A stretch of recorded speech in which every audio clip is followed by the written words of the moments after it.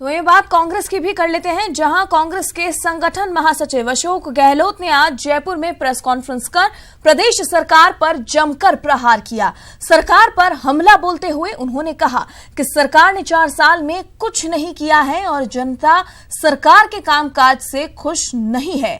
वहीं पिछले 4 साल के कामकाज से जनता में गुस्सा है।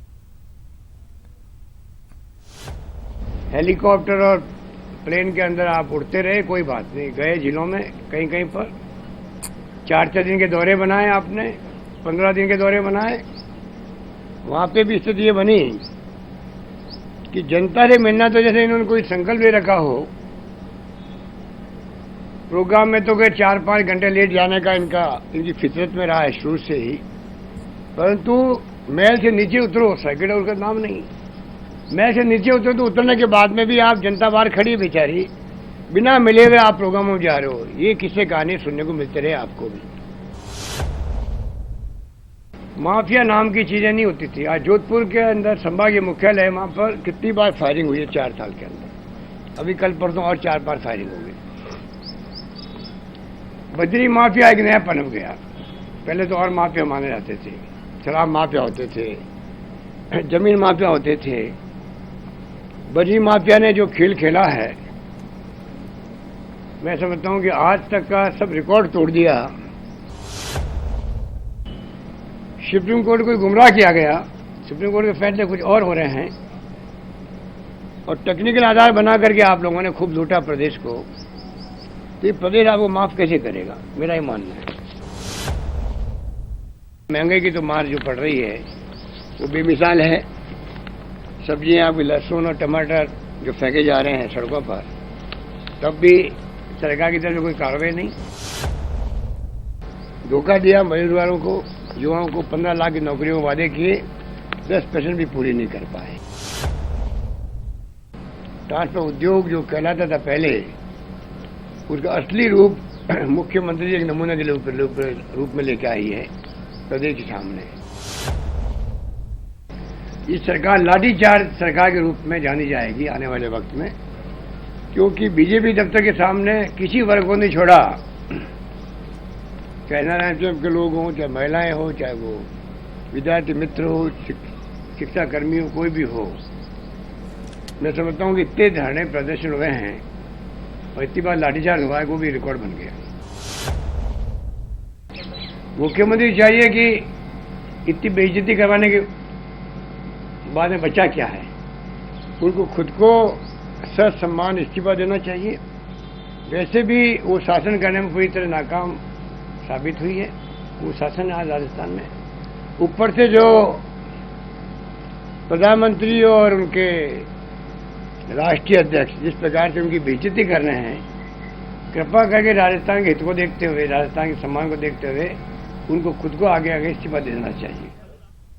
राज्य सरकार ने बिल्डर्स को बड़ी राहत दी है। रेरा कानून के तहत बिल्डर्स के प्रोजेक्ट रजिस्ट्रेशन के समय को एक बार फिर से बढ़ा दिया गया है। रेरा कार्यालय से जारी हुए आदेशों के मुताबिक अब डेवलपर्स और बिल्डर्स अपने ऑनगोइंग प्रोजेक्ट्स का रेरा में रजिस्ट्रेशन 30 जून 2018 तक करवा सकेंगे। इसके लिए डेवलपर्स को रजिस्ट्रेशन शुल्क और प्रोजेक्ट राशि का 2% या पंजीकरण शुल्क का 10%, जो भी राशि ज्यादा हो वो देनी होगी। इसके बाद तय नियमों के तहत रेरा में रजिस्ट्रेशन होगा।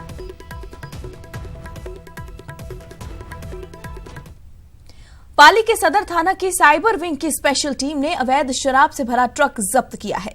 स्पेशल टीम ने अंग्रेजी शराब के 590 कार्टून बरामद किए हैं, जिसकी कीमत 36 लाख रुपए बताई जा रही है। साथ ही ट्रक के साथ चल रही एक कार को भी जब्त किया गया है। थानाधिकारी सदर सवाई सिंह ने बताया कि आरोपी शराब को आलू के कट्टों के नीचे छिपा कर ले जा रहे थे और इसी मामले में 3 लोगों को हिरासत में ले लिया गया है, जिनसे पता चला है कि शराब को गुजरात ले जाया जा रहा था। रात्रि मुखबिर सूचना के आधार पर साइबर सेल प्रभारी शारदा विष्णवी मई जाब्ता ने सरहद इंदिरा नगर पर टोल नाके से पहले एक कर्नाटक पासिंग ट्रक और उसकी एस्कॉर्टिंग करी कार को जब्त किया। उस ट्रक में अवैध शराब के 590 पंजाब निर्मित शराब के कार्टून पकड़े गए और 3 मुलजिमों को गिरफ्तार किया गया। एस्कॉर्टिंग में कार और उसमें सवार 2 आदमी और ट्रक चालक एक व्यक्ति को गिरफ्तार किया गया। बता दें कि भारतीय सेना की ओर से दक्षिण पश्चिमी कमान द्वारा बीकानेर के महाजन रेंज में युद्धाभ्यास विजय प्रहार का आयोजन किया जा रहा है। युद्धाभ्यास में 20,000 से अधिक सैनिक भाग ले रहे हैं।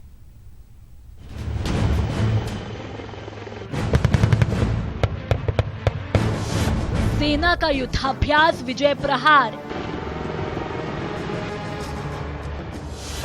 20,000 से अधिक सैनिक ले रहे भाग। युद्धाभ्यास में वायुसेना के साथ मिलकर काम करेगी थल सेना। दुश्मन पर होगा विजय प्रहार।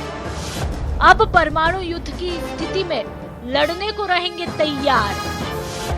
सेना की ताकत को दी जा रही धार।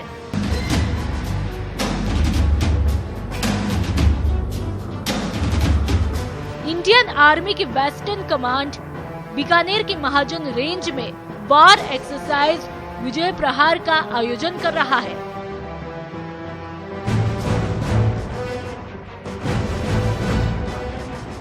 इस युद्धाभ्यास में मॉडर्न बहुउद्देशीय हथियारों का इस्तेमाल किया जा रहा है। साथ ही एयरफोर्स और थल सेना के जॉइंट ऑपरेशन में फाइटर प्लेन, टैंक व तोपों के साथ वास्तविक खुफिया सूचनाएं, चौकसी और गहन सर्वेक्षण का सामंजस्य किया जा रहा है। इस वार एक्सरसाइज के दौरान कमान द्वारा अत्याधुनिक हथियारों के साथ समग्र संवेदनशील उपकरणों के प्रयोग, एयर केवलरी भूमिका, लड़ाकू हेलीकॉप्टर की तैनाती और स्पेशल फोर्सेस के आक्रमणकारी नीति का भी अभ्यास किया जा रहा है। कई हफ्तों से इस कमांड के 20,000 से ज्यादा लोग और वॉर फाइटिंग इक्विपमेंट वहां पे कॉन्सेंट्रेटेड है। ये एक्सरसाइज अभी अपने फाइनल स्टेजेस पे आ गया है और अगले कुछ दिनों में इंटेंस एक्टिविटी के बाद 9 तारीख को इस एक्सरसाइज का समापन हो जाएगा। अभ्यास के दौरान परमाणु युद्ध के हालातों का सामना करने के लिए अपनाई जाने वाली नीतियों और अभ्यास को बेहतर बनाया जाएगा। अगले कुछ दिनों में हम एयरफोर्स के साथ ग्राउंड फोर्सेस को ऑपरेट करके अपने रिजल्ट को और अपने इफेक्टिवनेस को बढ़ाने की कार्रवाई करेंगे और उसके ड्रिल्स एंड प्रोसीजर्स रिफाइन किए जाएंगे। वार एक्सरसाइज के अंतिम चरण में 7 मई को थल सेना अध्यक्ष जनरल बिपिन रावत और lieutenant general Cherish Matheson, army commander south western कमान के मौजूद रहेंगे। न्यूज़ 18 राजस्थान के लिए ब्यूरो रिपोर्ट। अजमेर में कलेक्ट्रेट में तमाशा हुआ है। अखाड़े में बदला लिया गया। कलेक्ट्रेट परिसर को अखाड़े में तब्दील कर दिया गया। आपस में 2 महिला वकील भिड़ गईं। झगड़े में एक महिला वकील पानी के टैंक में कूद गई और टैंक में कूदकर जान देने की कोशिश तक करती नजर आई। पुलिस ने शांति भंग के आरोप में इन दोनों वकीलों को हिरासत में लिया है। तो तस्वीरें दिखा रहे इस तमाशे की। बता दें, अजमेर में कलेक्ट्रेट पर यह तमाशा हुआ। अखाड़े में कलेक्ट्रेट परिसर तब्दील हो गया और आपस में 2 महिला वकील भिड़ती नजर आई। एक महिला वकील पानी के टैंक में कूद भी गई और मौके पर पुलिस पहुंची और शांति भंग के आरोप में हिरासत में लिया। अधिक जानकारी के लिए संवाददाता अभिजीत हमारे साथ जुड़ गए। अभिजीत, जानना चाहेंगे आखिर क्या वजह रही कि 2 महिला वकील इस तरह से झगड़ने लगी? देखिए राधिका, जो घटनाक्रम निकल के सामने आया उसके मुताबिक 2 महिलाएं हैं जिनके नाम विजय लक्ष्मी और पुष्पा कुमारी हैं। ये दोनों ही कलेक्ट्रेट में बैठती हैं और जो विधिक कार्य है, स्टाम्प बेचने का और दूसरे काम है वो संपादित करती हैं और इन दोनों के बीच में पुरानी अदावत चली आ रही है। आज इसी की एक परिणति इस रूप में सामने आई कि एक 100 रुपए के चेंज को लेकर ये पूरा विवाद जो है वो खड़ा हुआ और जो दोनों महिलाओं के बीच में जो पुरानी रंजिश चली आ रही थी वो आज हाथापाई और मारपीट में तब्दील हुई और वो इतनी ज्यादा बढ़ गई वहां पर कि उसमें से एक जो महिला है जिसका नाम विजय लक्ष्मी बताया जा रहा है, वो पानी के टैंक में कूद गई। आत्महत्या का उसने प्रयास किया। मौके पर कलेक्ट्रेट में मौजूद जो लोग थे वो उन्होंने तत्काल प्रभाव से उस महिला को टैंक से निकाला है और सिविल लाइन थाना पुलिस को पूरे मामले की सूचना दी, जिसके बाद सिविल लाइन थाना पुलिस वहां पर पहुंची है और दोनों महिलाओं को फिलहाल शांति भंग के मामले में हिरासत में लेकर जांच शुरू कर दी है। जो आरोप प्रत्यारोप है वो दोनों महिलाएं एक दूसरे पर लगा रही हैं।